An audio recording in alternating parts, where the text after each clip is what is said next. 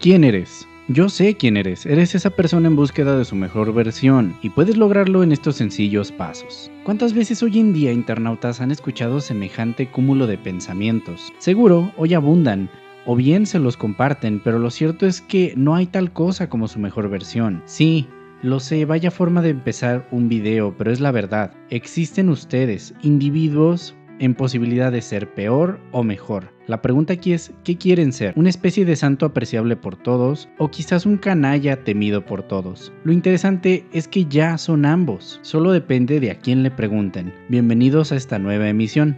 El día de hoy les traemos una obra sumamente deleitable, bueno, al menos a nosotros así nos pareció, llena de suspenso, pero no el suspenso actual, sino uno orientado a como se hacía en la vieja escuela. Un texto que tendrá más de un siglo y sin embargo sigue impactando a cualquiera que lo lea. Pero, ¿de qué trata este libro? Bueno, este libro es la historia de un hombre como cualquier otro, uno que expresa de sus instintos y obsesiones más intensas, que pese a cualquier facultad económica o de estima a su alcance, simplemente no puede dejar de lado lo que todos perseguimos, tanto hombres como mujeres, la construcción de nuestra identidad. Una que de observarla frente al espejo solo le traerá una pregunta a sí mismo: ¿aceptas lo que estás viendo? Este libro es ideal para personas que no tienen miedo a explorar hasta dónde llegan las perversiones más cuestionables de nuestra especie, que gusta de verlas desde la perspectiva de quienes le son cercanos y desde la confesión propia. Incluso cabría decir es un libro ideal para aquellos que tienen miedo de sí mismos. De este libro decidimos pues extraer 4 citas, que en lo particular son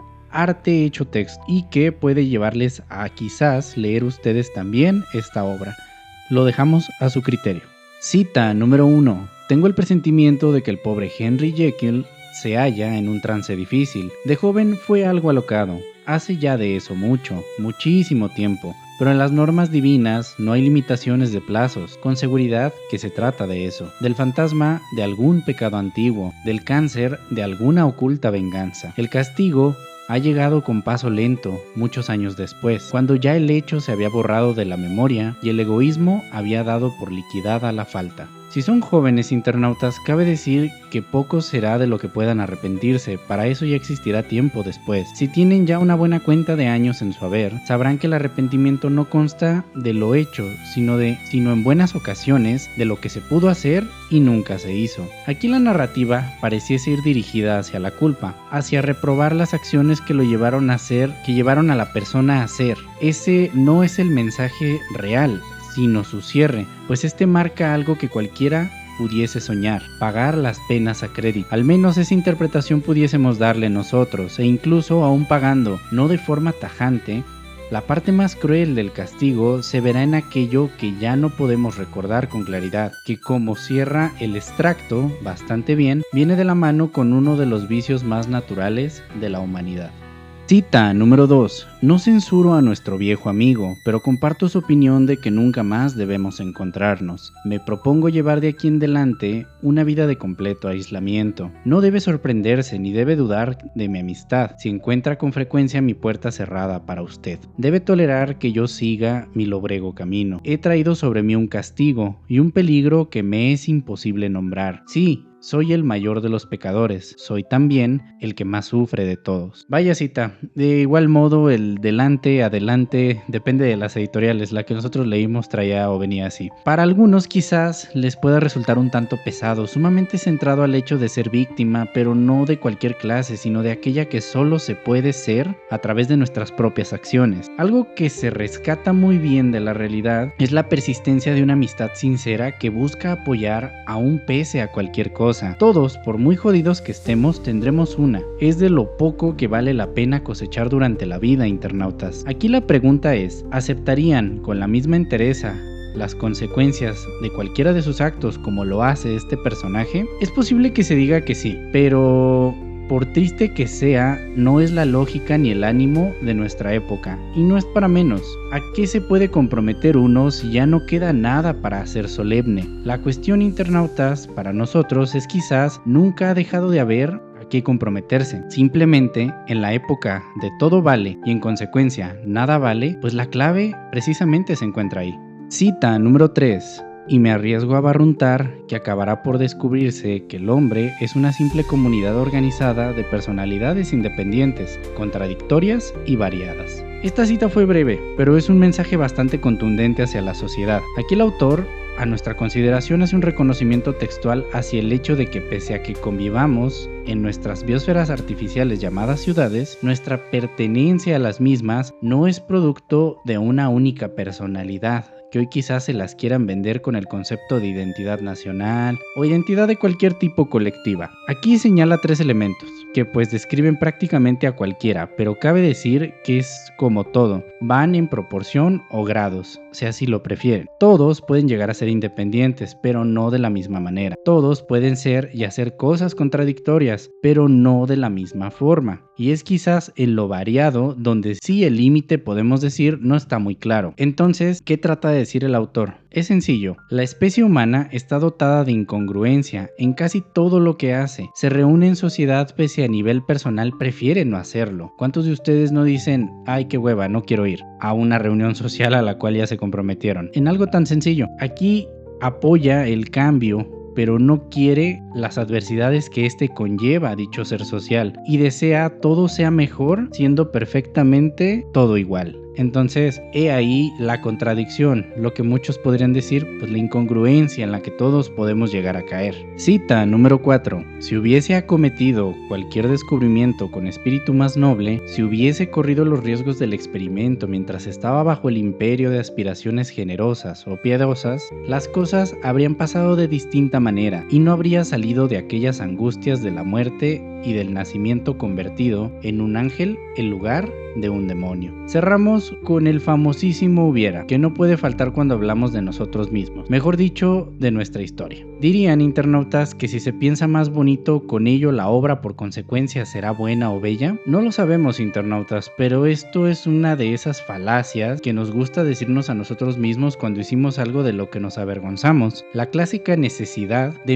embellecer lo culero. Perdonad el léxico mexicano tardío. Y si les dijéramos que una forma de actuar puede ser no haciéndolo, es sorprendente cómo la inacción en ocasiones puede tener un increíble impacto en nuestras vidas. Claro que habrá situaciones donde esto simplemente no se puede, pero en donde sí. ¿Qué es lo que nos frena? ¿Una nobleza o moral que difícilmente se sostiene? Mucha de esta parte de las creencias que, siendo francos, muchos quizás ya ni siquiera tengan, ya no ejerzan en sí una fe, por decirlo de una manera. Internautas, sean lo suficientemente dignos para aceptar sus acciones y no basar su nobleza en creencias, reiteramos, que ya ni profesan. Creen las propias, solo que aprendan de las mutaciones que hoy ven diario en redes sociales definidas como nuevos valores entre comillas. Francamente, la especie puede hacerlo mejor o reconocer no todo lo viejo en sí es malo y aceptar que los límites que estaban definidos existían por alguna razón. Este es un libro que vale mucho la pena leer, que no les tomará, si son lectores constantes, menos de una semana. Entonces, este video va con ese objetivo, que ustedes lo lean. No les podemos contar toda la historia porque vamos a ser realistas, la tolerancia visual que ya tienen muchos es casi nula. Su nivel de atención ha decrecido, la tecnología nos ha dado esa cortesía, ni hablar.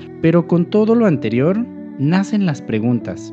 ¿De quién vienen estos conceptos? ¿Cuál fue su vida? ¿Qué inspira a una persona a llegar a tales conclusiones? Los invitamos a quedarse, que ya vamos a ello.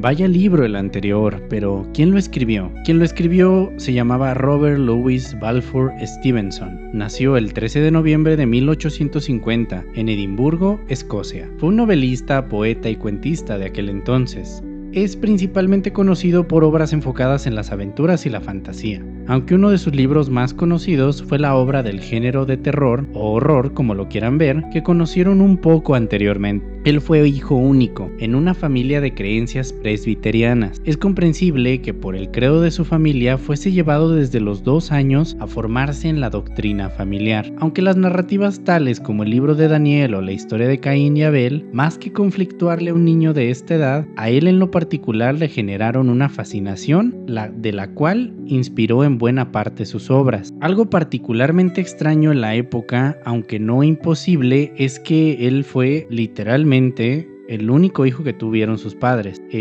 Porque pues bueno, si recuerdan esta época, básicamente pues era popular la tierra, ¿no? Ingresó años más adelante a la carrera de ingeniería náutica, aunque la acabaría dejando para saltar a ser abogado, misma que tampoco le resultó favorable y se dedicó más a las letras, y gracias a ello lo conocemos al día de hoy. Tuvo un amor platónico hacia Fanny Sitwell, con quien eventualmente se casó, a regañadientes de su suegro, con quien se sabe tuvo múltiples diferencias a lo largo de su vida. El autor llegó a vivir en Londres, pero la dejó porque el clima pues simplemente no era lo suyo. Después vivió en Nueva York, donde hizo amistad con escritores tales como Henry James o Mark Twain. Cabe decir, la salud de este autor nunca fue buena desde pequeño, y iba y venía en este aspecto, que en buena medida este deterioro fue incrementando cortesía de su afición al trago. Desafortunadamente y eventualmente, el autor dejó este mundo un 3 de diciembre del año 1894.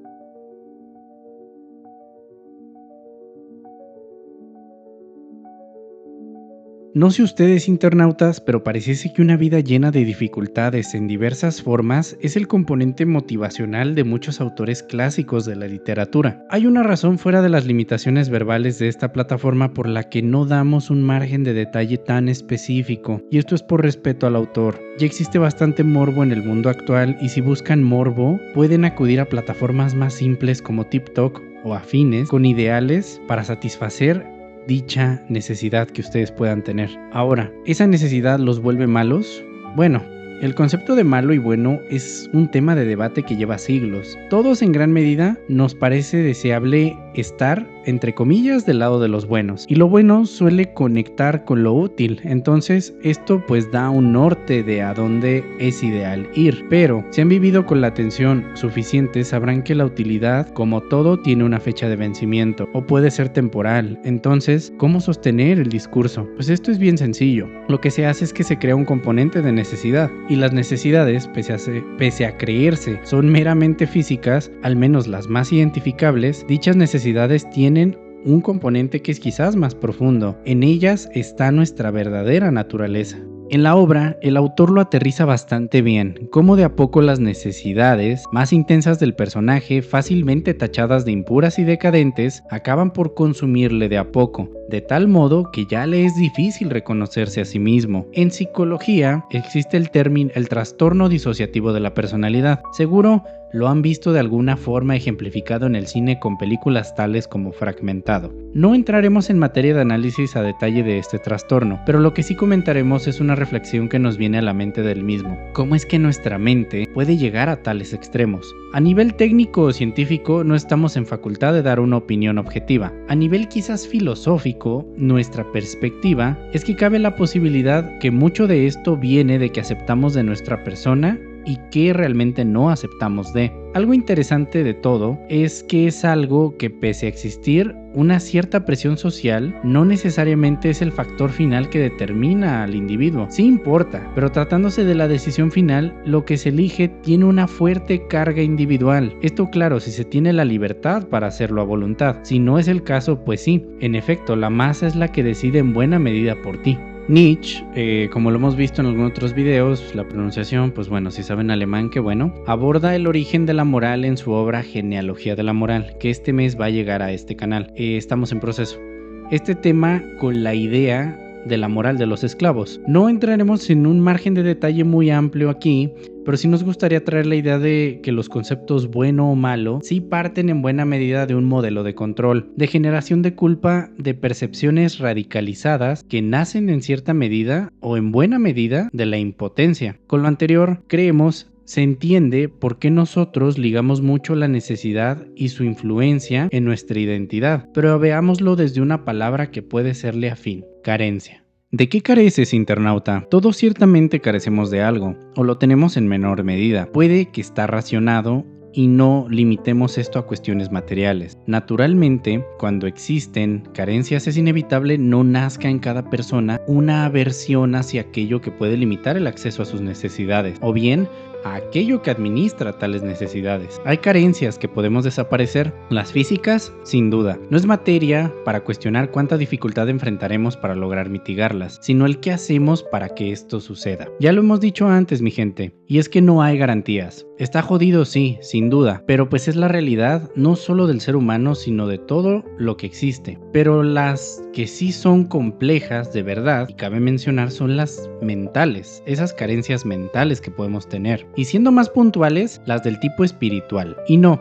es un catecismo para ustedes, para nada. Entendamos al espíritu desde un enfoque filosófico, como aquello que nos mueve, que da sentido a lo que somos. Cubrir las carencias que pueden existir, que en ocasiones son consecuencia de las heridas que nos provoca el estar vivos, pues bueno, es complicado. A veces incluso las denominaremos como nuestros males, nuestros famosos demonios. Ahora bien, con todo el divague anterior, ¿dónde entra la aceptación? Bueno, a nuestro criterio, entra en esa aceptación completa y sin filtros de quienes somos frente al espejo, tanto lo que vemos como lo que no es visible a simple vista, de lo que calificamos como bueno y como malo, pero desde nuestra experiencia de vida. Podemos usar de referencia las bases sociales, la moral colectiva, pero no sean tan severos consigo mismos, pues dicha moral es lasciva si se consume en exceso. Nietzsche, en este aspecto, no se equivocaba al decir que muchos de sus promotores son resentidos sociales, ávidos de venganza y llenos de impotencia, como lo pueden ver en cualquier red social. No existe ser humano perfecto, todos somos imperfectos en medida de quienes nos observan, y no podemos vivir para complacerles, ni tampoco podemos simplificar nuestra vida para complacernos solo a nosotros mismos. Todos eligen a qué causa servir, pero no siempre conociéndose y aceptándose en su totalidad. Y no es que sean incapaces de aprender, que Aristóteles explica de buena forma en su obra Ética Nicomaco por qué lo ligamos a entender este concepto, o con la palabra entendimiento. Pero pasa algo curioso, y esto es interpretación de este canal. Que yo te entienda no significa que piense igual que tú. Agradecemos tu tiempo si llegaste hasta esta parte del video. Será un placer tenerte de vuelta en futuras emisiones para poder hablar de más libros, mitos, videojuegos, entre otras cosas. Te deseamos un excelente día. Hasta luego.